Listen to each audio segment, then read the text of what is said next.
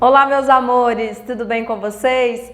Hoje a gente vai dar continuidade ao estudo sobre literatura, módulo 19, falando sobre regras e instruções. Vamos lá, pegue seu material ângulo e acompanhe comigo os enunciados que nós vamos ver a partir de agora.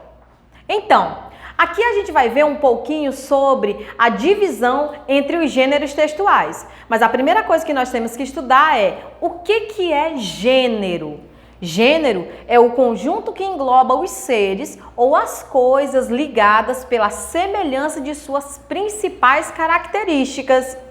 E assim como geralmente os objetos, os animais se dividem, os gêneros textuais também vão fazer essa divisão. Ou seja, do jeito que existe um tipo de texto para a escrita de uma redação, para a leitura de algum tipo de bula de remédio, uma receita de bolo, tudo isso é dividido em gêneros textuais. E cada gênero desse vai ter uma especificidade. Mas vamos lá descobrir primeiro o que é um gênero textual.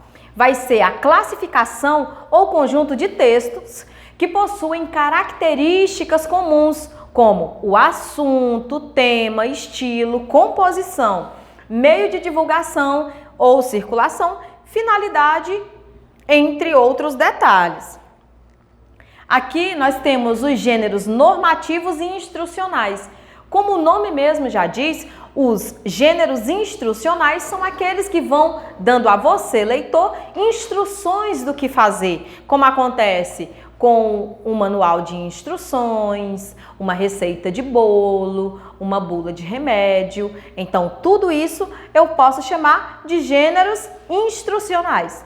Primeiramente, o conceito geral de gêneros normativos vai estar realizado e também relacionado aos tipos de finalidade predominante de estabelecer normas. Ou seja, lembra aquelas regrinhas que a escola sempre dá para você seguir? Então, aquelas normas de convivência que foram dadas no início do ano estão aqui dentro dos textos normativos.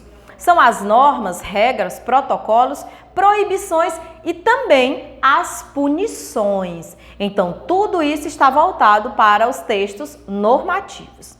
Já os textos instrucionais, como eu já havia falado, eles vão dar instruções e também recomendações. E muita atenção na hora de fazer essa divisão. Vamos lá lembrar, se for uma lei de trânsito, é normativo ou instrucional?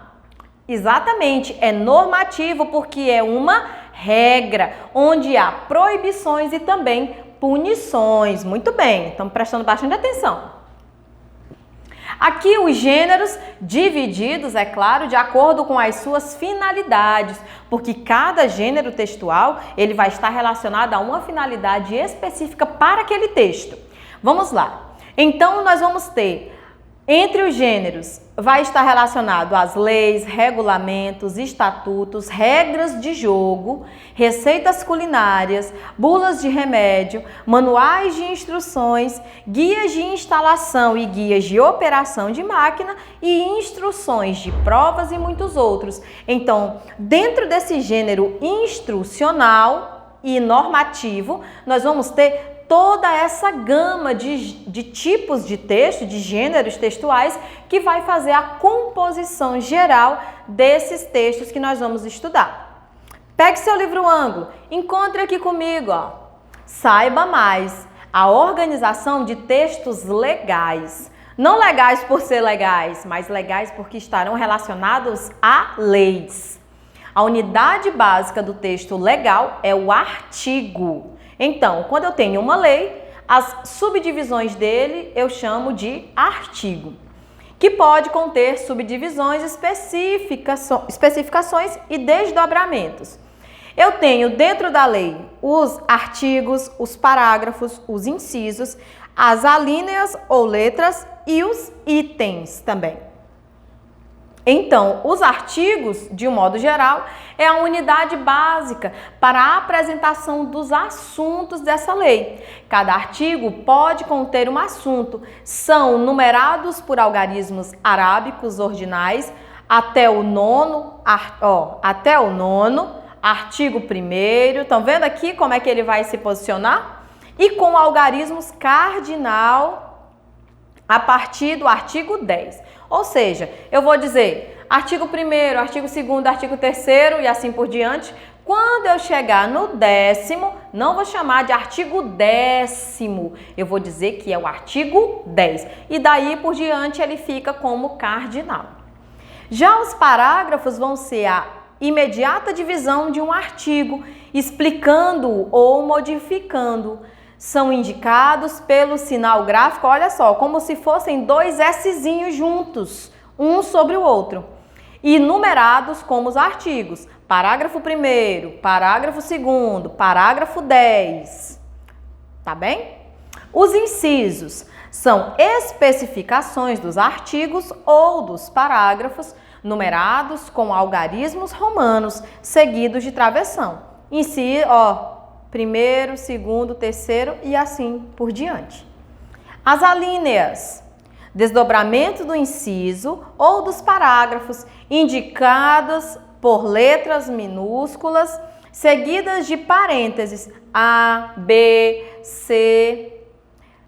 E por último, nós temos os itens. Desdobramento das alíneas devem ser numerados com arábicos, seguidos de ponto. 1, 2, 3 e daí por diante. Com base no que foi explicado até agora, nós vamos ter na página 41 a atividade, onde diz o seguinte: leia o texto. Artigo do Código de Trânsito Brasileiro, Lei 9.503, de 23 de setembro de 1997. Artigo 54. Os condutores de motocicletas, motonetas e ciclomotores só poderão circular nas vias utilizando capacetes de segurança com viseira ou óculos protetores, segurando o guidão com as duas mãos, usando vestuário de proteção de acordo com as especificações do CONTRAN. Esse artigo do Código Penal de Trânsito, no caso, no Código de Trânsito, estabelece autorização ou proibição aos condutores de veículos motorizados de duas rodas. Justifique sua resposta a partir de uma expressão utilizada no texto.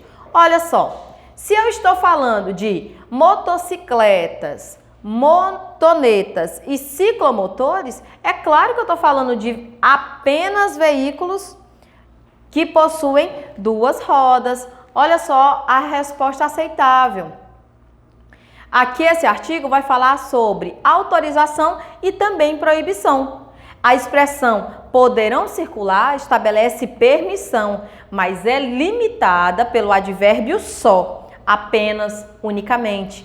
Portanto, ele proíbe os condutores desses veículos de circular sem cumprir as condições que estabelece nos incisos. Continuemos. Letra B. Os incisos 1, 2 e 3 estabelecem em relação ao caput do artigo. Olha só, ele está querendo saber, com as suas palavras, é claro, o que significa o que eles falaram nos incisos 1, 2 e 3. O que eles realmente quiseram dizer? Eles estabelecem 3 condições para que os condutores possam circular em vias públicas. Se você não respondeu assim, vá lá e faça a alteração. Letra C. Reescreva os incisos, iniciando cada um com a conjugação se ou desde que. A sua resposta ficará mais ou menos assim: se utilizarem capacete ou desde que utilizem capacete, se segurarem o guidão ou desde que segurem, se usarem vestuário ou desde que usem o vestuário. Na letra D, ele dá 3 exemplos de capacetes. Vocês conhecem muito bem, né? Então, 3 exemplos de capacete. E no enunciado, eles nos dizem o seguinte: com quais desses protetores um motociclista poderia circular em via pública? Vamos lá pensar um pouquinho?